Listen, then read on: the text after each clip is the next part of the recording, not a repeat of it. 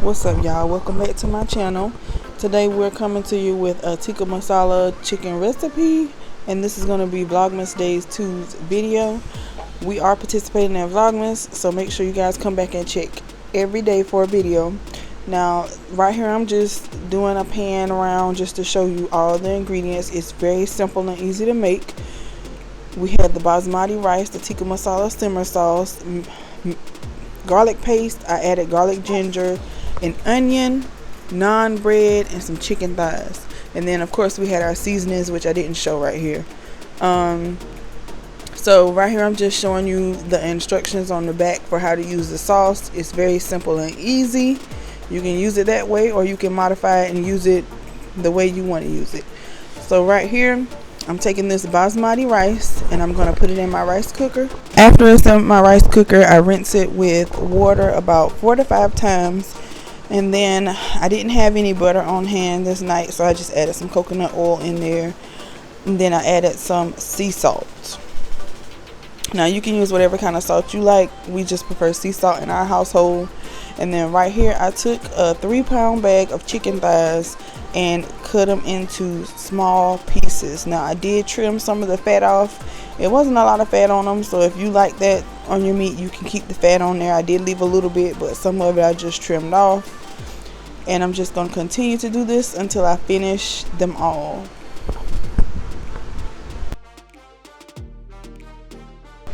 Here I have my pile of cut up chicken thighs. Most people use chicken breast, but to me, I love chicken thighs. I think they're, how people say, the steak of the chicken. So that's what I used. And here you see me with a yellow onion.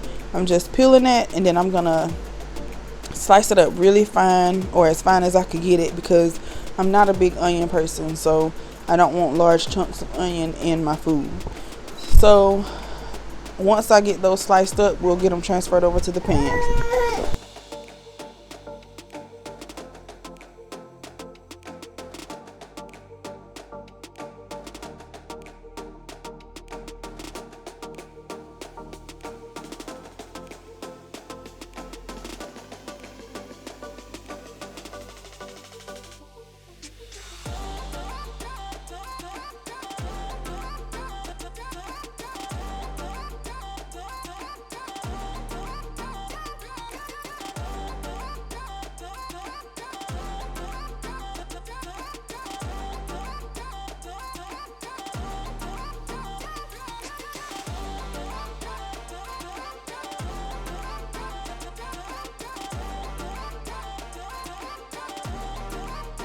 So again, I did not have any butter on hand, so I used coconut oil to put into the pan for me to add my onions into.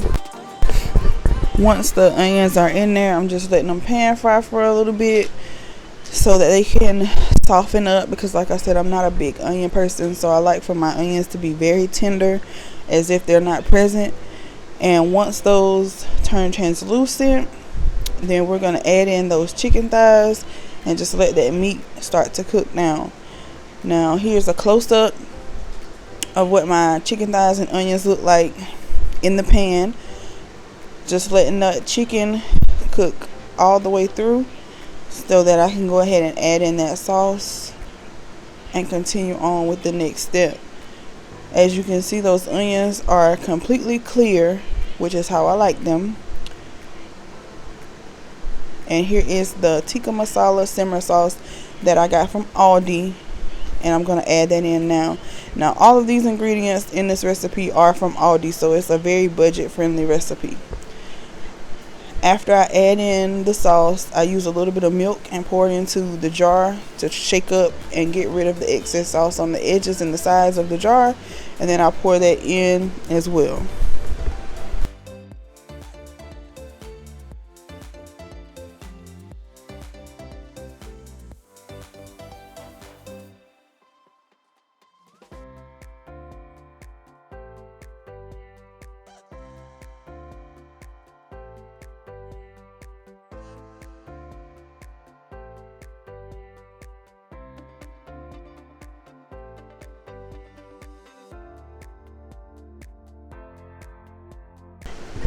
And for that step, you can use milk, water, heavy cream, whatever you want to use.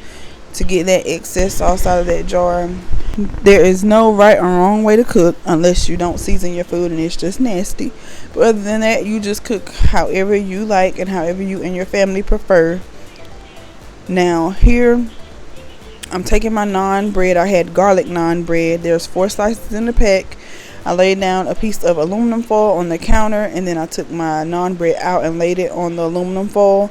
And what you're going to see me do is I'm going to cut the naan bread in half, and then I'm going to butter each piece of naan bread.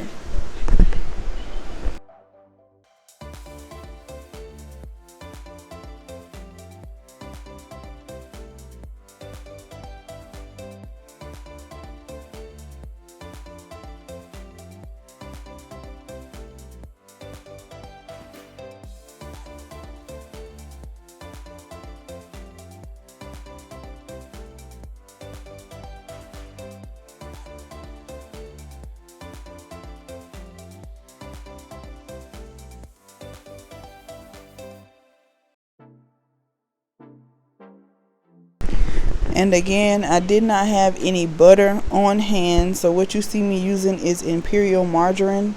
I prefer not to use margarine. The only reason I had it on hand is because I use it to make some of my desserts for baking. So I had some in the freezer, but I prefer to use butter.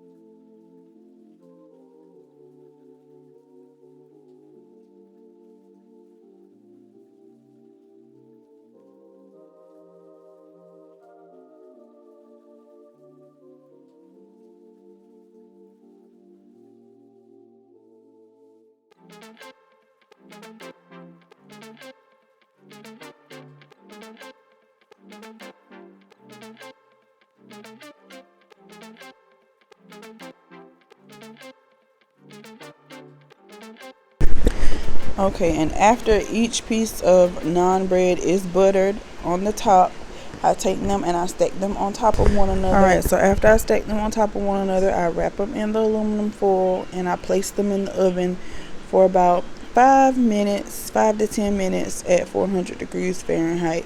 It just depends on the texture that you want your bread to be.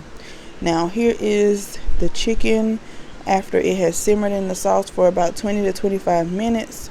It is ready to eat and our rice is done. And I don't know why I was nervous about the rice, but the rice came out perfect. The texture was perfect. The dryness of it was perfect because I love dry rice. And here it is plated. Now I tried to do a little fancy design with a bowl and the rice getting it shaped, but the rice is not sticky at all, so it fell apart. Okay, so after the tikka masala was finished simmering, I tasted it and it wasn't to my liking, so I added in some ginger paste and some adobo, and let me tell you, it changed my life. Please make sure you add it in. Hope you enjoy.